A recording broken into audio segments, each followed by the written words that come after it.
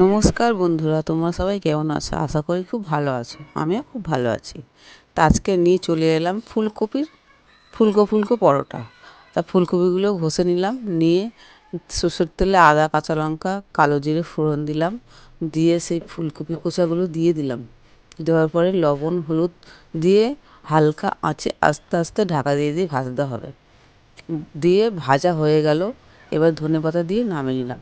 লবণ, চিনি আর জোয়ান দিয়ে ভালো করে ময়ান দেবো। ময়ান দিতে দিতে দেখো হাতে মুঠ হয়ে যাবে ময়দাগুলো।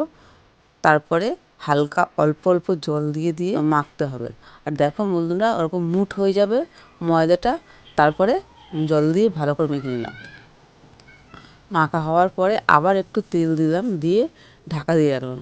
তার কিছুক্ষণ পরে ওই ময়দার একটা একটা লেচি কেটে নিয়ে হালকা হাতে অল্প অল্প করে একটা একটা করে পুর ভরে নেব। নিয়ে আবার হালকা হাতে বেলতে হবে ভালো করে, যাতে না বেরিয়ে যায়।